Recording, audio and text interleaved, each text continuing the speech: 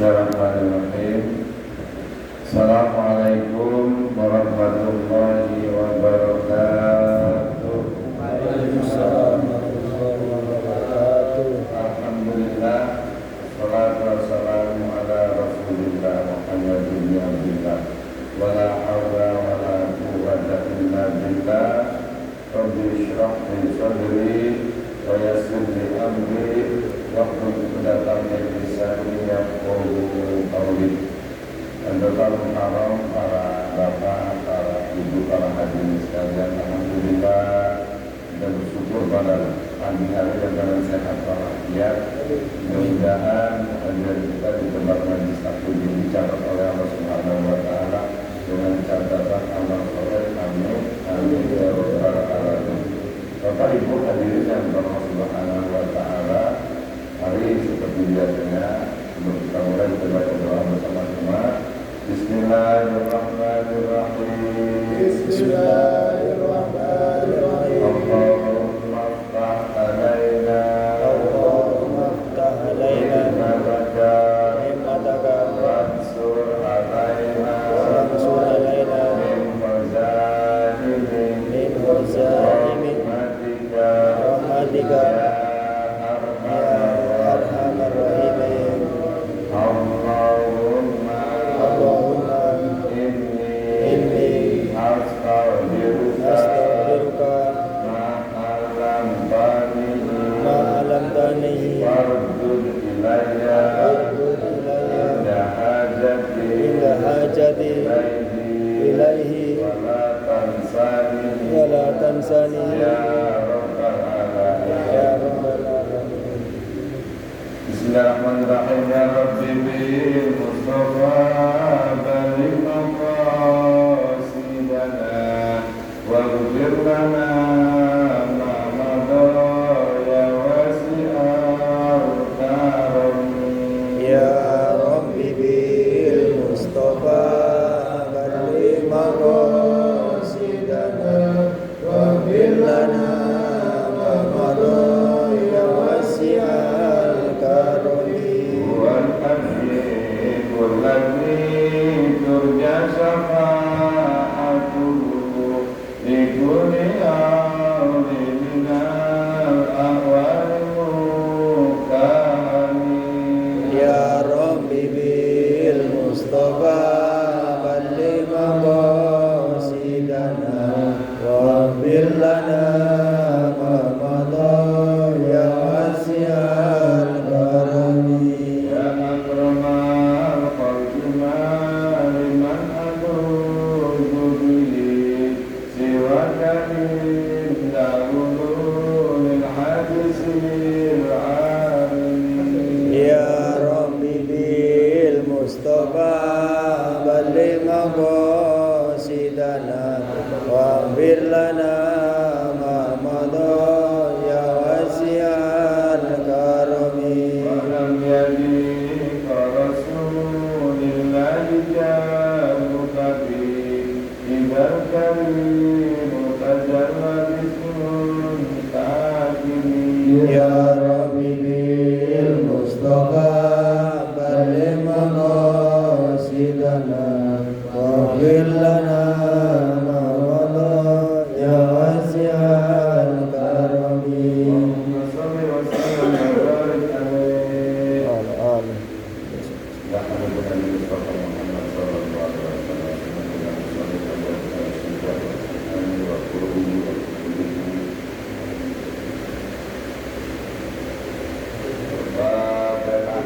A'udzu billahi minasy syaithanir rajim. Bismillahirrahmanirrahim.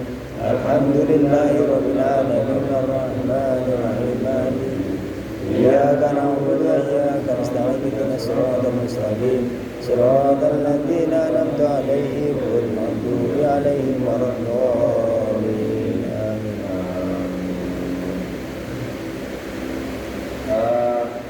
Dalam catatan saya ini halaman 63 ada mungkin yang perlu catatan. Iya. Kita lanjut ya. Lanjut. Wastan waktu majaza baik jaza. Ini kita bicara tentang jual beli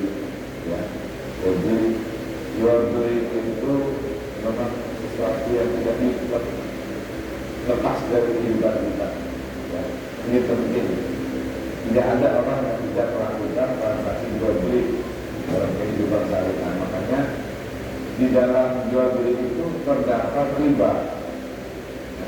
Jadi oleh karena itu riba itu dosa yang paling kecil seperti zina dengan ibu sendiri.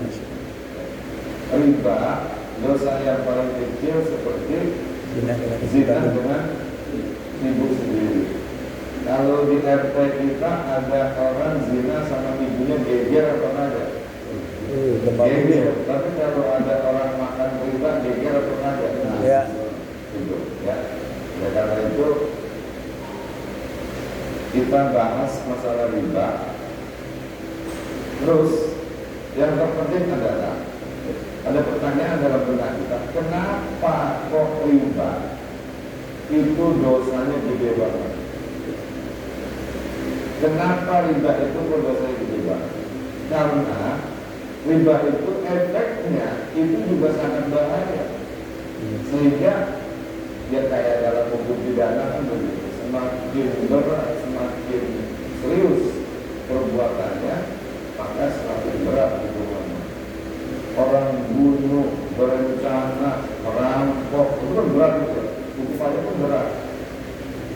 Sama, riba kok hukumannya berat kayak gitu? Emang apa efek dari riba? Efek dari riba itu luar biasa, sehingga hukumannya itu berat sekali. Saya kasih contoh ya, sebelum saya bahas, saya kasih contoh dulu, biar kita fokus pada riba. Jadi begini, satu contoh ya, umpamanya saya punya rumah kontrakan 2 pintu, kemudian saya gadaikan kepada Pak Edi. Haji Edi, saya gadaikan rumah kontrakan saya 2 pintu karena saya butuh banget duit ini untuk sudah anak saya atau untuk ngawinin anak saya. Berapa? 50 juta. Awalnya saya pinjam duit dengan Pak Haji, saya pinjam duit kan 50 juta. Nanti saya ganti, kata Pak Haji, lah gede banget 50 juta. Pak ini kurang percaya sama saya. Udah Pak Haji, kalau memang nggak percaya, ini saya kontrakan rumah 2 pintu jadi jaminan. Nah baru Pak Haji ini percaya. Udah kalau begitu kapan baru? Berikan kembali ke ibu saya 1 tahun. Nah, jadi transaksi gadai.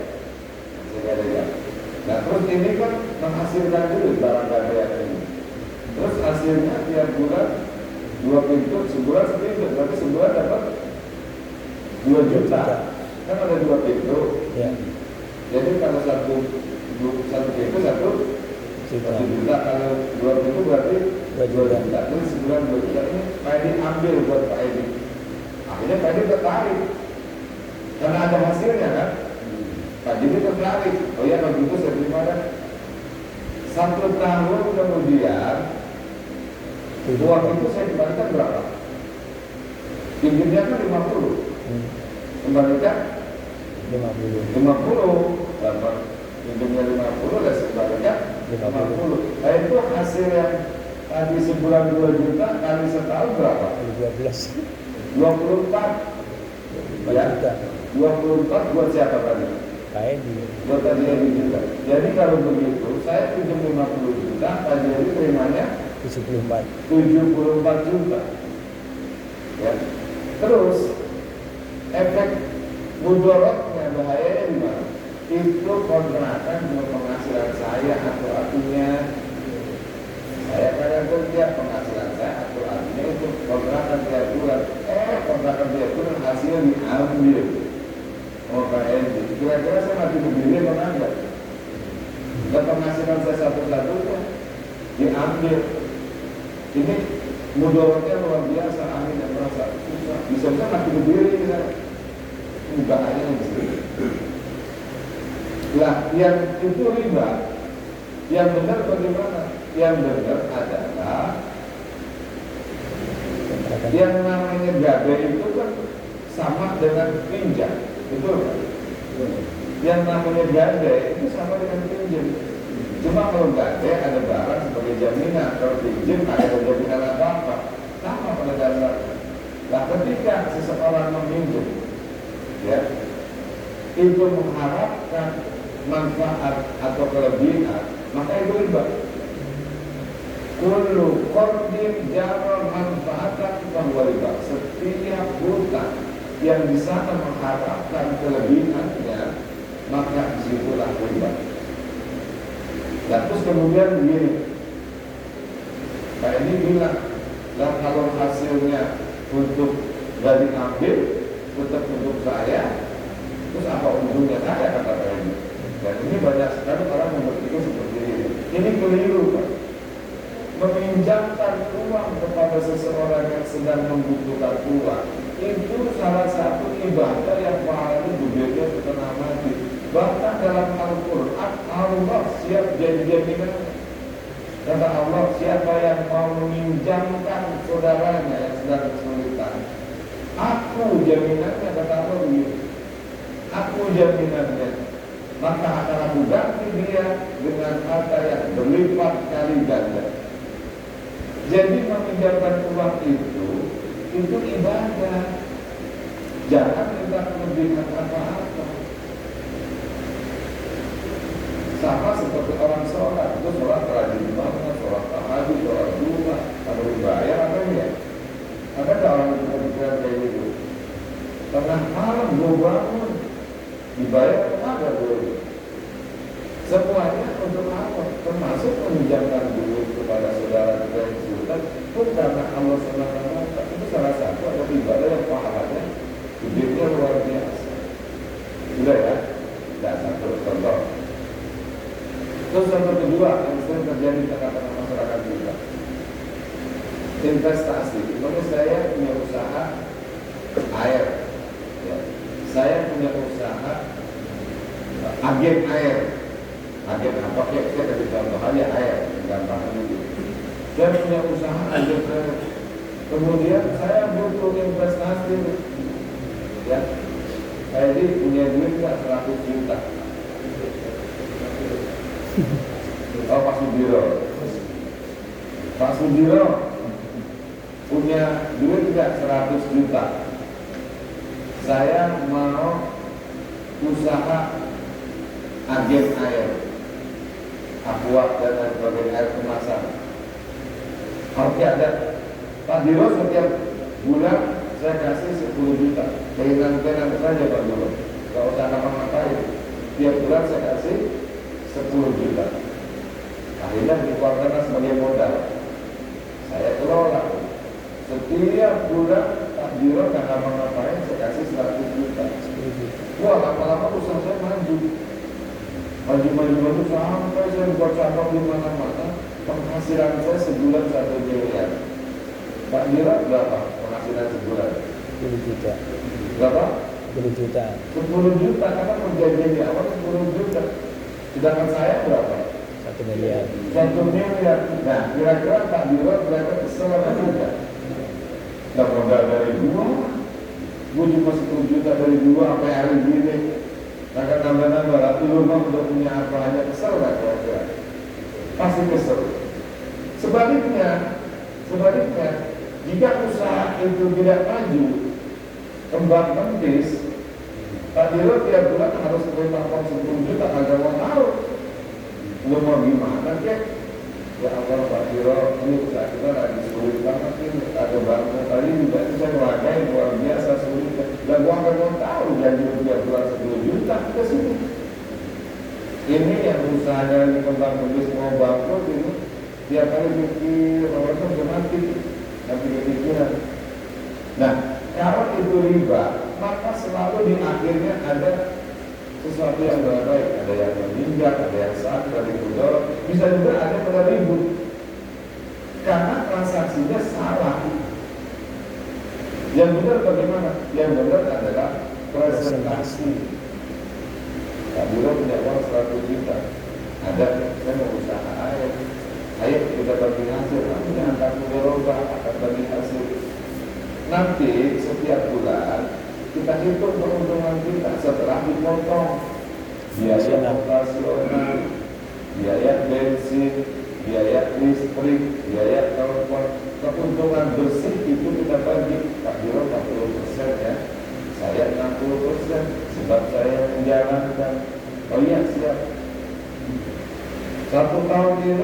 dapat 10 juta, Pak Biro 4 juta, saya 6 juta. Wah, lebih naik lagi, lebih banyak keuntungan, lebih lagi.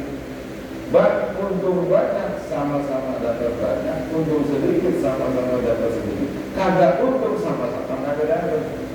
Ini dalam Islam namanya akan berdoa seperti ini. Paham ya? Nah, seperti ini. Dan tidak ada ikhlas antara bainakum, ada keikhlasan di antara dua belah pihak karena sudah bikin surat yang perjanjian kerjasama. Tidak ada yang dibuktikan.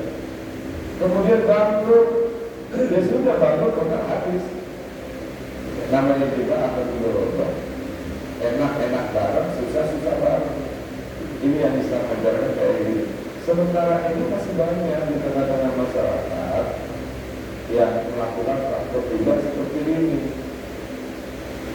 Untuk menarik investor, untuk agar orang investasi terhadap usahanya, diiming-iming dengan janji yang habis. Pak Biro punya 100 juta, iya, kita saya kasih 10 juta, Pak Biro nggak pernah ngapain. Pak Biro pasti tertarik nggak? Tertarik. Wah ini ya, ini orang saja. 100 juta, coba kalau bikin kontrakan, dapat 1 pintu, 1 juta, itu 10 juta nggak mau ngapain, pasti tertarik. Padahal itu akan riba. Paham ya? Dan selanjutnya, wakulu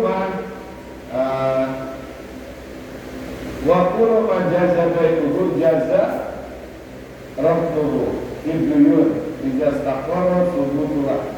Ini menjelaskan datang tadi, setiap barang yang bisa dijual maka bisa juga digadai ya, di dalam utang piutang. Jadi artinya terjadilah utang piutang itu dengan gadai itu sebetulnya proses utang piutang, sama saja. Dan riba ini Pak, dalilnya itu tadi, nanti kita kembangkan. Apabila seseorang meminjamkan kemudian dulu korbin manfaatan riba, orang meminjamkan sesuatu tapi mengharapkan kelebihan, itu riba. Kita apa aja? Namanya motor, pinjam motor dong, Pak. Lihat kan kurangnya isi bensinnya. Ini sering yang sudah menjadi kebiasaan. Ini riba. Mestinya kalau disuruh bimbing aja, gunakan dengan pikiran. Dari sini nanti, yang penting juga dasar permintaan kita. Nabi dulu belum melakukan itu. Nabi pinjam kambing kecil, kalau diganti nanti kambing yang gede. Tapi bukan berdasarkan permintaan, karena kita tahu diri lah, ya kan, sudah dilindungi, adalah kelebihan yang bisa kasih. Tapi itu tidak ada transaksinya, tidak ada permintaan, bukan riba. Kita akan di sini. Baik, nanti kita lanjutkan dialog ya, dialog. Waliyakanku rujulun firmana yang bintu. Bagi orang yang menggadaikan, boleh menggagalkan gadai selama barangnya belum diterima oleh penerima gadai. Ini soal gadai. Namanya seseorang itu, Pak, saya gadaikan ini motor saya, dapat duit 10 juta, udah. Mana motornya? Karena masih di rumah. Saya pas sudah diukur, pas diantarin, gue jadi deh. Dah emang apa? Udah setuju mau gadaikan, gagalkan. Boleh menggagalkan karena barang belum bisa terima. Tapi kalau barang sudah kita terima, terjadi proses gadai menggadai, kita batalkan, itu nggak boleh. Di Islam mengatur luar biasa. Itu nggak boleh. Karena kita belum terima, boleh kita batalkan. Wala yadmanu wala murtahimu ilagi ta'adi. Penerima gadai tidak harus mengganti barang gadai itu kecuali kalau ia melanggar. Artinya begini, dia menerima gadai motor, dia menerima gadaian motor, terus motornya rusak, maka si penerima gadai ini nggak berhak menggantinya. Lah, terus motor dia punya motor, lah motor di rumah lu, motor lu rusak, dia tanggung jawab lah, lu punya barang gadean. Tapi motor itu kan rusak sendiri, bukan karena kita yang bikin rusak. Nah, maka dalam hal ini yang menerima gadean itu tidak bertanggung jawab terhadap barang gadean yang rusak, kecuali illa bita'addi, kecuali karena kesalahannya, kesembronoannya, karena keteledorannya. Contohnya apa? Contohnya dia menerima barang gadean motor, ya, Pak, paham ya? Dia menerima barang gadean motor, tapi motor itu ditaruh di luar, agak ditaruh di dalam. Sembrono nggak itu? Nah, motor mentang-mentang itu motor orang, motor gadean, atau kan ada organ banget jaganya, ditaruh di luar, spionnya hilang. Yang ganti siapa tuh? Hah? Yang gade. Yang ganti yang menerima, Gade. yang menerima gade, karena ini sembrono. Ya, karena sembrono. Kalau dia sudah melakukan dengan baik, barang gadean dirawat, dijaga, kalau pagi dipanasin, ya, ditaruh di dalam rumah, dilapis, dibersihin, walaupun itu barang gadean, walaupun itu barang orang, dirawat dengan baik. Kalau dipakai ya? Setelah 1 tahun dikembalikan, tiba-tiba rusak, dia nggak terkena beban ganti, karena dia sudah melakukan dengan baik. Jadi ya, paham ya. Nah, ini kadang-kadang kalau kurang paham ini di masyarakat bisa tercek seperti ini. Makanya salah satu cara apa yang ada di dalam kitab ini, kalau terjadi di tengah masyarakat kita terjadi gadai-gadai, bikin tempo, bikin apa? Surat perjanjian. Apa yang ada di kitab ini kita tuangkan dalam perjanjian. Ya, kita kasih tahu kawan kita, Pak, namanya gadai begini ya. Karena saya bisa ngaji Ustaznya tentang gadai. Jadi kalau barang ini rusak saya tidak akan menjawab. Misalnya kalau saya sembrono, ya saya datang. Jadi harus, kalau perlu ditulis, ada perjanjiannya. Nah, sekarang yang selanjutnya. Wa idza qama ba'dal haqqi lam yakhruj syai'un min ar-rahmi hatta yaqdi jami'ahu. Apabila si penerima gade baru menerima separuh duit dari barang yang digadaikan, maka dia belum boleh memberikan barang itu kecuali sudah dibayar semuanya. Makanya Pak Sudiro, saya gadai motor 10 juta, ini motor saya, maka separuh harus saya ambil, saya kasih duit. Pas setahun utangnya 10 juta, ngasih cuma 5 juta. Pak Sudiro baru ada 5 juta ini Pak. Ini pegang Pak, motor saya pakai dulu buat ngojek. Nah kalau ngojek kan ada duit, saya kumpulin nabung buat berapa juta. Ini bahkan belum boleh diambil, karena baru kasih separuh. Kecuali udah ngasih semuanya barang baru boleh diambil. Paham ini ya? Tapi semuanya pada akhirnya tergantung kepada kesepakatan bersama. Kata yang punya kawannya bebas, Pak Sudiro bebas orangnya.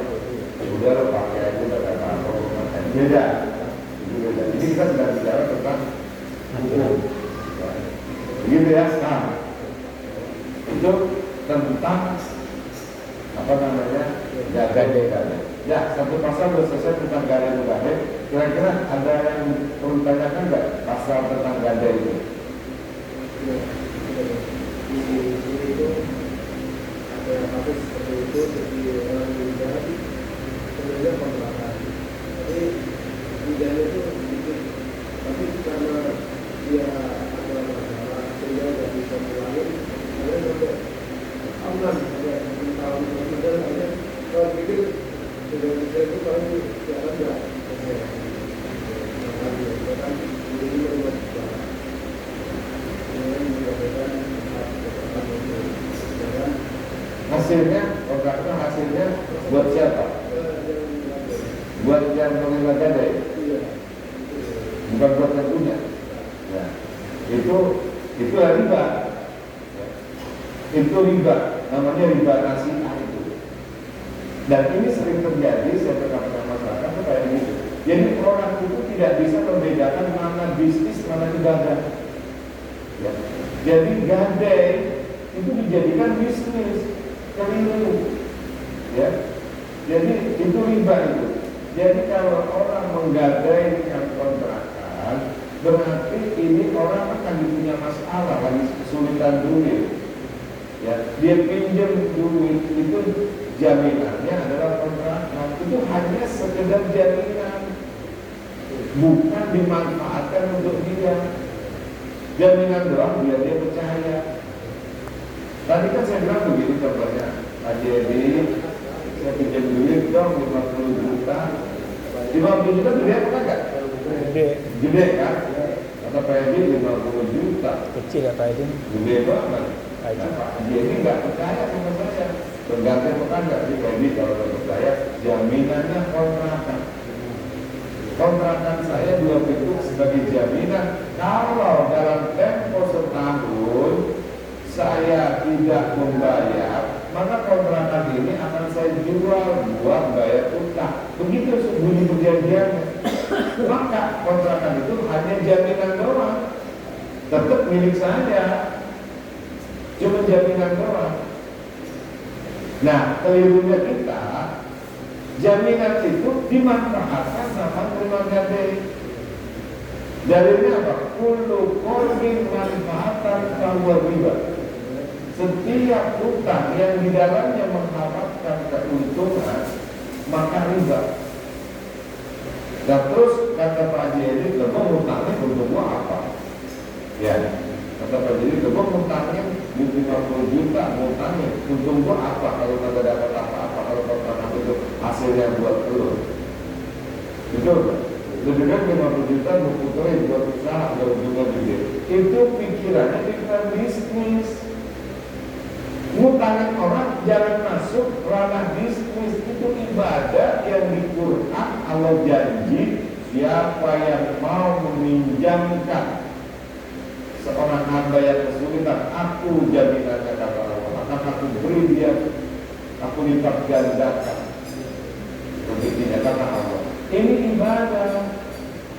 Ya, jangan masuk ranah bisnis. Murni ibadah ini karena pahalanya gede banget. Kita pengen cari pahala yang gede sehingga kita mau meminjamkan duit yang kita harapkan pahala. Paham ini? Nah, cuma kekeliruan kita di masyarakat yang ibadah itu dimasukkan ranah bisnis. Itu yang salah itu di situ. Paham ya? Tidak boleh yang seperti itu. Pinjam aja udah. Nolong orang. Kalau pengen nolong orang, kok pengen ngarep gitu. Dia nolong aja dan mendapatkan pahala dari Allah. Orang masih susah banget. Tapi susah banget. Pak saya pinjam dulu dan Pak saya susah, Pak 1 juta nanti buat makan 1 hari ini. Saya disuruh gabung lebih. Itu hanya juga pinjam 1 juta. Gabungnya susah. Lebihnya gajinya udah lebih. Sama Bapak di kasusnya. Gitu tadi ya. Sudah ya. Ya. Ada orang beli uang, karena mereka 10 juta. Terus pas kurangin, yang lebih misalkan nih 200 juta, bayarkan 10 juta nih, terus lebihnya 10 juta. Iya. Tapi ikhlas itu. Iya, itu yang tadi saya jelasin dan itu pernah dipraktekkan oleh Nabi. Nabi pernah pinjam kambing kecil yang dipinjam, tapi waktu ganti Nabi kasih kambing yang lebih gede. Ya, pinjamnya kecil, waktu ganti yang gede. Tapi itu tidak ada perjanjian apa-apa. Itu hanya ucapan terima kasih dari orang yang sudah dibantu.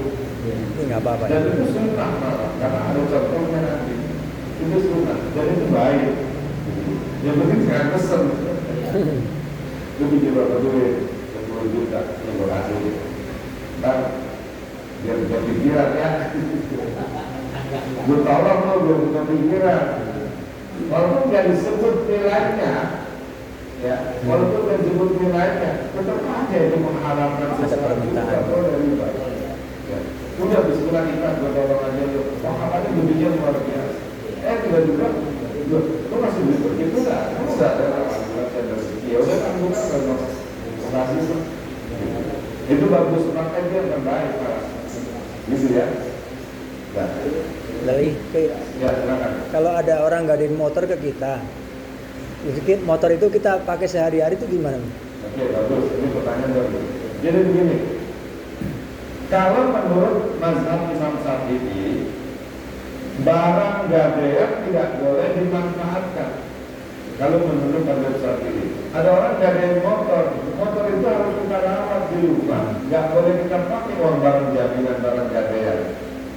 Tetapi Imam Syafi'i itu takut kepada uruf atau kebiasaan.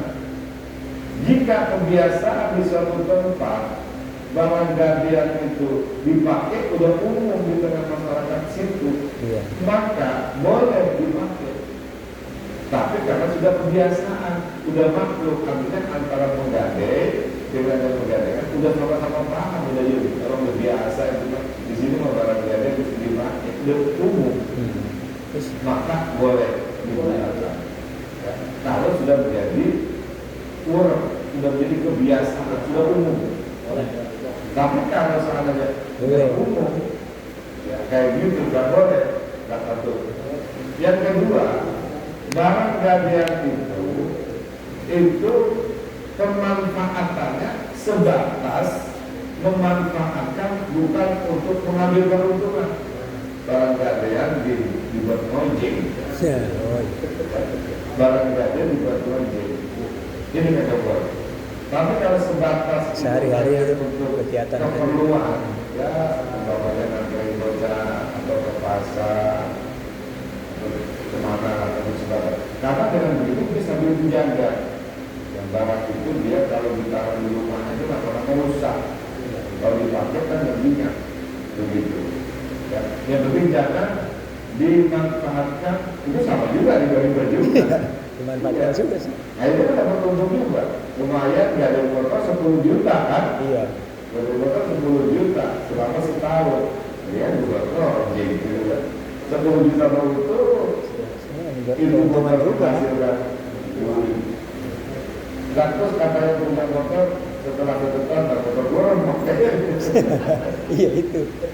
Ya, itu tadi yang saya bilang bahwa si penerima gadai tidak bertanggung jawab terhadap barang yang rusak kecuali atas keteledoran dia sehingga rusak. Di antaranya itu tadi keteledoran dan dibuat projek rusak, tanggung jawab kan? Gitu ya? Ya, Jadi tapi sebaiknya memang ngomong ini motor kalau aku Saya pakai. ya, oh ya kalau apa pakai aja. Paling yang punya ngomong gini, pakai aja Pak, ada yang berprojek. Gitu ya. Baik, kita lanjut. Faslun al-hajju ala sittati. Sekarang persoalan hajr. Hajr itu orang yang tercegah untuk bertransaksi. Yang pertama adalah asobiu, anak kecil yang belum balik, namanya anak kecil. Anak kecil nggak boleh transaksi jual beli. Nah ini sering gimana kalau ada anak kecil belanja? enak itu jajan ya. Jadi anak kecil itu nggak boleh transaksi, dia belum balik, belum ngerti bertransaksi. Nggak boleh anak kecil itu. Anak kecil mau beli 10 juta atau mau beli sepeda, mau beli motor, nggak boleh. Karena anak kecil belum bisa bertransaksi. Menurut hukum nasional juga, itu tidak bisa anak kecil bertransaksi. Kalau anak kecil belum permen, belum permen. Kalau majnun, orang gila atau setengah gila, Majnun ya, pokoknya majnun, gila beneran atau setengah gila. gila-gilaan. Nggak boleh bertransaksi orang gila. Karena apa? Nggak terkena hukum dia. Terus kemudian wasafah itu Abu Badrilu imamihi. Sampai itu orang yang apa sih namanya? Sembrono. Pikirannya raja-raja, begitu kan? Sampai itu orang yang pikirannya rada-rada. Kadang-kadang kita memanfaatkan, ini di sana ada nih. Saya nggak sebut namanya. Di sana ada orang kaya itu sampai gitu. Kalau habis punya motor baru, udah kalau ada yang mau beli dia dijual berapa pun dijual. Akhirnya asal dia punya motor baru, orang-orang pada ngincer. Dia ada motor jual lah. Saya ini berjuta antara besok-besok ya jadi sekarang motor baru banget dibeli berjuta depan orang-orang sama lecehin dia namanya lecehin itu nggak boleh, sampai itu nggak boleh kita. Kenapa? Dia belum memiliki akal yang sempurna. Ini malah dilecehin kalau yang begitu malah kebetulan punya barang bagus ya kita bayar bola ya itu nggak boleh. Sampai itu tercegah itu. Wah sampai al-mubazirun ini yang membazirkan hartanya, apanya banyak. Tapi kalau pikirannya kurang jangkep, akhirnya hartanya diubah-ubahkan dan dimanfaatkan orang. Wal mufisu ala dikir katabatul aduyun. Mufis orang yang bangkrut, utangnya banyak di sana sini. Ya, orang yang bangkrut utangnya banyak di sana sini itu tercegah bertransaksi. Ya. Karena apa? Karena al-mufsid al-hadir takabatul duyun yang memiliki utang banyak di sana sini itu nggak boleh transaksi. Beli motor, beli mobil, beli rumah, atau beli rokok apa? Atau beli duit. Bertransaksi orang yang tadi bangkrut utangnya banyak nggak boleh bertransaksi. Wal maridu bima zadaan sulusi, orang yang sakit, orang yang paling sakit keras itu nggak boleh bertransaksi kecuali yang lebih, yang apa namanya, yang lebih dari sepertiga hartanya. Sebab kalau orang sakit keras itu kan hartanya nanti kelak bakal jadi ahli warisnya. Kalau dia bertransaksi itu jual mobil, mau beli rumah, sedangkan dia dalam keadaan sakit, ini nggak boleh, harus diizin sama ahli warisnya. Sebab kondisinya sakit, kecuali dia kondisi lagi sehat. Orang tua itu begini Bu, Pak. Orang tua itu harta anak itu adalah harta orang tua, harta orang tua itu bukan harta anak. Jadi kalau ada orang tua nyolong duitnya anak, itu nggak dosa, itu nggak ada hukuman apa-apa. Kalau anak nyolong duit orang tua, itu dosa.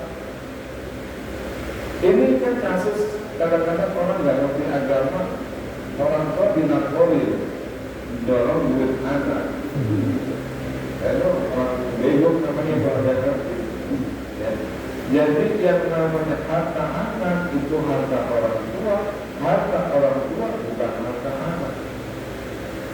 Lah kalau memang harta anak harta orang tua mau mengambil bagaimana aja kan terserah. Ini yang kadang-kadang orang nggak ngerti. Terus yang kedua, suami istri, si suami itu harus taat dan berbakti kepada orang tuanya. Ya. Si istri harus taat dan berbakti kepada suami, itu begitu. Ya. Jadi istri ini apapun harus taat kepada suami, baru kedua orang tuanya. Ya, orang tuanya sakit, si istri orang tuanya sakit, dan saya menjenguk orang tua yang lagi sakit. Enggak usah, entar aja berdua. Istri jangan pakai ngambek. Lah orang tua saya sakit, pakai dari izin, itu pun nggak boleh. Karena wajibnya dia taat kepada suami. Tapi kalau suami beda, suami tetap taat kepada orang tua, kedua orang tua, bukan pada istrinya. Ini kadang-kadang keliru. Kebalik. Orang tuanya susah, hidupnya dia duitnya banyak. Mah, ini Mah butuh duit berapa? Oh, gue pinjam duit dong 10. 1 juta kalau dibutuhkan lagi. Entar mah ya saya izin sama istri saya dulu dikasih beranda.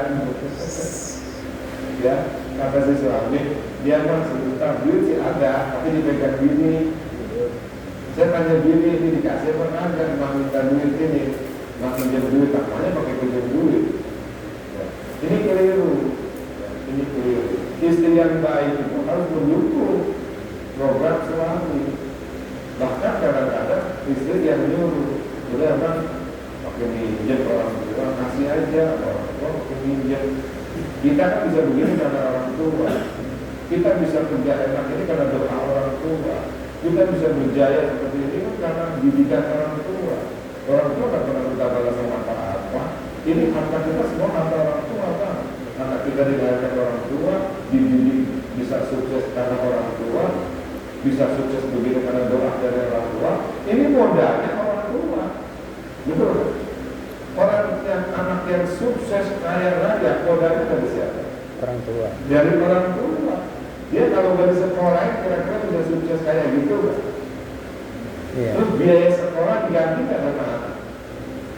Ya, tidak hanya sekolahnya, kasih sayangnya. Jadi modal anak bisa jadi sukses itu modalnya dari orang tua. Maka orang tua punya saham di situ. Sahamnya paling gede lagi. Iya. Betul kan? Ya kayak saya contohkan dengan Pak Haji Edi tadi, saya punya modal, dia punya tenaga. Modalnya dari saya, dia yang mengelola. Saya punya saham kan dari keuntungan. Nah, ini sukses, ya modalnya dari saya, betul saya memiliki. Sama seperti anak itu tadi. Makanya anak nggak usah hitung-hitungan sama orang tua. Cuma orang tua diem aja. Coba kalau orang tua mau ngomong, takut orang tua, takut anaknya tersinggung. Padahal sih kalau orang tua ngomong, lu dari kecil lu gede, udah gede ngelawak, terus kecilin lagi lu. Gitu kalau bisa ngomong. Iya, itu orang tua kan diem aja. Padahal sih apinya itu, ya Allah, sekolah yang dulu pakai utang-utang. Ya, kepala gue jadi kaki gue jadi kepala, gue sekolah terus sekarang gue jadi orang sukses. Dari mana? Perintah kata orang tua. Orang tua pinjam duit 1 juta pakai izin bini dulu. Bininya rongkak lagi. Orang tua pakai kurang lagi. Anaknya banyak, orang kita doang. Pinjam main mana? Bagaimana kita doang? Ya, durhaka kalau begini orang tidak. Nah, saya lanjutkan. Wal abdu ala dillah yu'zanu lahu bil tijarati. Ini kalau abdu zaman dulu budak, sekarang kita contohkan pembantu aja deh. Pembantu rumah dia sedang berada di rumah majikannya. Tiba-tiba ada orang belanja mau utang, nggak boleh sok-sok ngutang. Dia nggak apa-apa, dia nggak boleh, harus izin kepada majikan. Gitu. Ya. Atau dia bertransaksi apapun harus izin sama majikannya, nggak boleh. Watafarudu sobi wal majnun wasapai gorisokeke. Transaksinya anak kecil, transaksinya orang gila, transaksinya sampai orang yang rada-rada, ini tidak sah. Kalau tidak sah berarti apa? Dia tidak menjadi jual beli, berarti yang kita makan itu haram. Nah ini penting. Saya tambahkan sedikit. Kita sering sekali dalam keseharian kita itu, kita pasti akan terjadi berhadapan dengan orang yang tidak paham agama. Yang namanya jual beli itu wajib rukunnya antara bainakum, ada keikhlasan di antara kedua belah pihak. Kalau tidak maka rusak transaksi. Contoh begini, aqua tanggung itu berapa duit harganya? 5.000 lah ya, 5.000 maklum itu 5.000. Ya paling-paling beda-beda di 40.000 lah. Paling mentok paling 10.000 lah, itu masih maklum kan? Karena di tempatnya lebih keren. Lah umpamanya kita pergi ke airport Soekarno-Hatta, kita tahu banget main ambil aja itu akun bertembak dulu atau naik bu akuannya berapa yang saya ambil kali 1 50.000 kaget Aku 50.000. Kira-kira kita ridho apa nggak kasih duit 50.000? Nggak ridho. Kita ikhlas atau kagak? Kagak. Maka tidak ada antara tidak ada keridoan, maka transaksinya rusak. Bayar sih bayar, tapi lebih gampang bayar terpaksa. Maka transaksi rusak. Berarti kita minum itu tidak berdasarkan jual beli yang sah. Berarti yang diminum haram nggak? Sama sama nyolong. Nyolong pun nggak ada transaksi, sehingga barang itu menjadi haram. Ini transaksi tapi rusak transaksinya, maka sama aja kita seperti orang tidak ada transaksi. Nah, karena di dalam rukun jual beli di antaranya adalah ada antara lebih baik keriduan di atas kedua kita. Ini kita sering terjadi. Atau makan. Ketika kita masuk restoran, ada yang ditulis harga makanan dulu, ada yang tidak. Kalau yang ditulis enak itu seperti agama dia. Ayam sepotong harganya 20.000. Dia menjadi lihat wah, itu berapa nih? Cukup kayak ini, ambil. Itu enak. Tapi yang nggak ada harganya, gimana caranya? Ya kita yang harus nanya. Bu, saya nasi sama ayam satu sama aqua kira-kira berapa? Kita punya ukuran begitu. Kita tanya di depan. Jangan belum dibayar udah kita makan. Belum dibayar udah kita makan, terus mati. Makanan berputar. Jadi seharusnya yang benar setelah kita bayar kita makan, itu sah milik kita. Ada kan restoran boleh begitu ya? Sebelum dimakan dibayar dulu, ini benar tuh. Ini saya beli berapa harganya? Sekian. Setelah kita bayar, maka itu jadi milik kita, betul kan? Nah kita mau kemanain, kalau diambil kita makan ya. Nah kalau kita makan, belum kita bayar, belum jadi milik kita kan? Karena belum kita bayar, belum jadi milik kita, terus kita makan. Ya, padahal belum jadi milik kita itu kita makan. Setelah kita makan, kita tanya, berapa ini? 100 juta, ambil. 100 juta dibawa kurang, belum makan aja gitu. Itu transaksi yang juga seperti itu. Ya, nah, baik.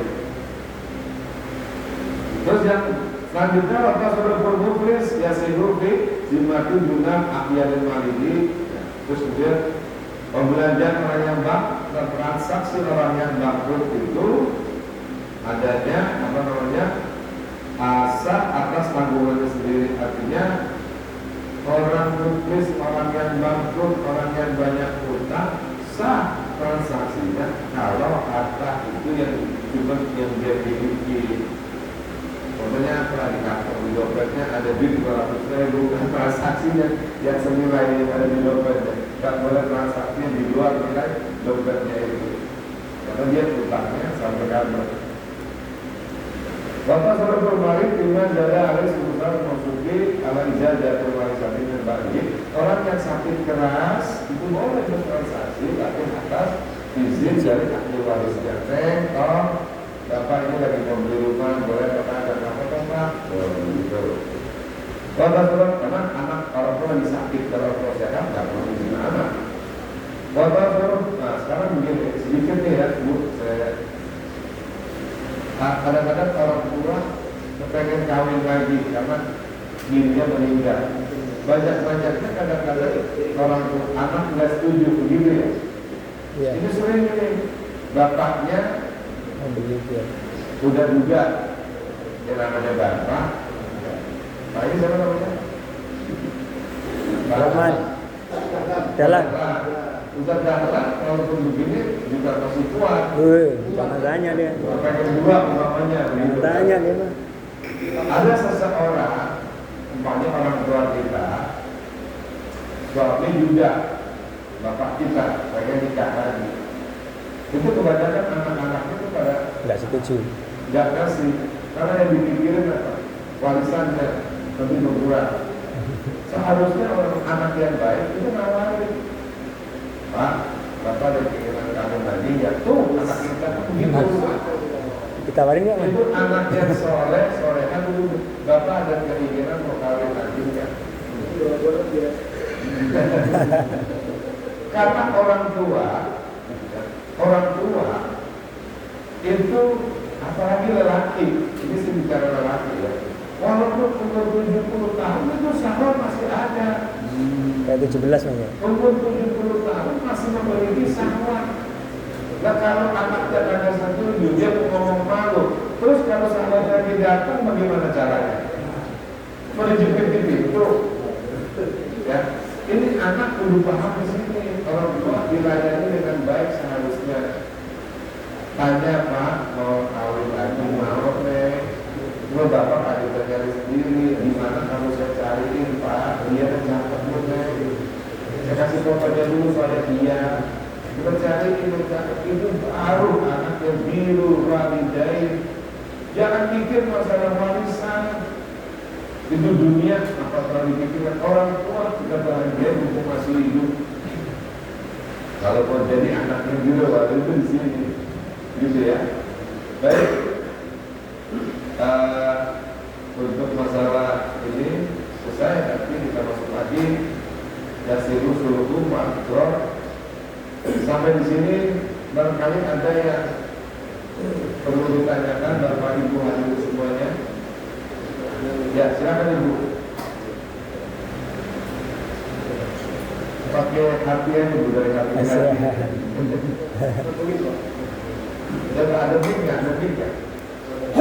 Enggak sampai. Gimana Ibu mengajar ini? Mic-nya nggak sampai. Itu kan nggak sampai.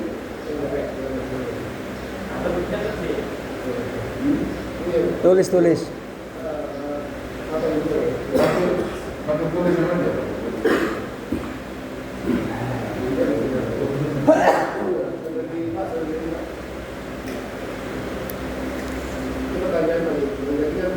Kita beli kepada orang yang ada ini itu maksudnya enggak kadang ada orang yang mampu apa kan kita memang itu dari Pak terus itu karena dia ada